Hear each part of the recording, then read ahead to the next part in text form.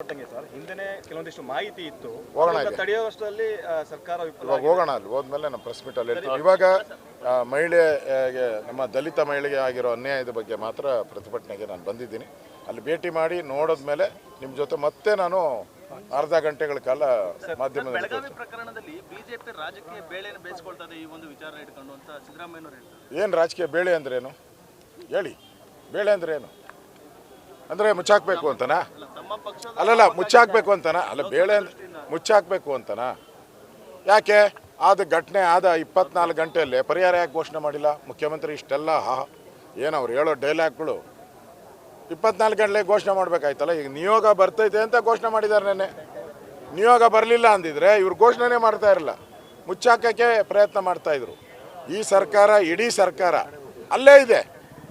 ಆ ಘಟನೆ ನಡೆದಂಥ ಜಾಗದಲ್ಲಿ, ಆ ಜಿಲ್ಲೆಯಲ್ಲೇ ಇದೆ, ಆ ಒಂದು ತಾಲೂಕಲ್ಲೇ ಇದೆ.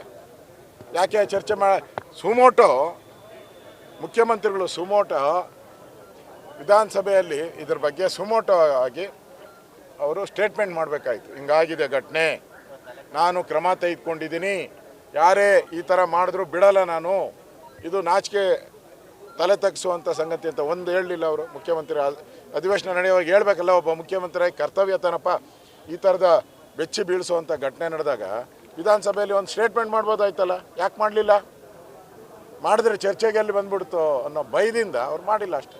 ಇನ್ನೊಂದು ಸವಾಲು ಹಾಕಿದ್ರೆ ಸರ್, ಜೆ.ಪಿ. ನಡ್ಡಾ ಅವರಿಗೆ ದಮ್ಮು ತಾಕತ್ತಿದ್ರೆ ಏನು ವಿಪಕ್ಷ ನಾಯಕ ಮತ್ತು ರಾಜ್ಯಾಧ್ಯಕ್ಷರ ಮೇಲೆ ಆರೋಪ ಇದೆ, ಗಂಭೀರ ಆರೋಪಗಳು ಅವ್ರ ಪಕ್ಷದವರೇ ಮಾಡ್ತಾರೆ, ಅದ್ರ ಬಗ್ಗೆ ತನಿಖೆ ಮಾಡಲಿ ಅವ್ರ ಸತ್ಯಶೋಧನಾ ತಂಡ ಅಂತ. ಅಯ್ಯೋ, ಈಗ ನಾವು ವಿರೋಧ ಪಕ್ಷ ಚುನಾವಣೆಯಲ್ಲಿ ಸೋತಿದ್ದೀರಿ. ಅವ್ರ ಪಾರ್ಟಿ ಹರಿಪ್ರಸಾದ್ ಅವ್ರು ಹಾಕಿದಾರಲ್ಲ ಧಮ್ಕಿ, CMನ ಏರಿಸ್ತೀನಿ ನಾನೇ ಇಳಿಸ್ತೀನಿ ಅಂತ ಹೇಳಿದಾರಲ್ಲ, ಆ ದಮ್ಮು ತಾಕತ್ತು ಸಿದ್ದರಾಮಯ್ಯನವ್ರಿಗಿದೆಯಾ?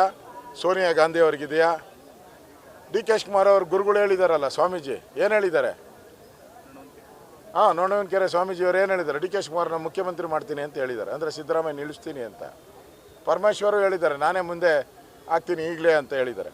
ಅಷ್ಟು ಅವ್ರ ಪಾರ್ಟಿಯಲ್ಲಿ ಸತ್ತ ಕತ್ತೆ ಬಿದ್ದಿದೆ ಅವ್ರ ತಟ್ಟೆಯಲ್ಲಿ, ಅದನ್ನು ನೋಡ್ಕೊಂಡ್ಲಿ ಫಸ್ಟು. ನಮ್ಮಲ್ಲಿ ಏನಾಯಿತು ಅದನ್ನು ನಾವು ಆಮೇಲೆ ನೋಡ್ತೀವಿ. CM ಬದಲಾವಣೆ ಆಗ್ತಾರೆ ಸರ್ ಹೇಳ್ಬಿಟ್ಟಿದ್ದಾರಲ್ಲ, ಭವಿಷ್ಯ ನುಡಿದಿದ್ದಾರಲ್ಲ ಸ್ವಾಮೀಜಿಯವರು.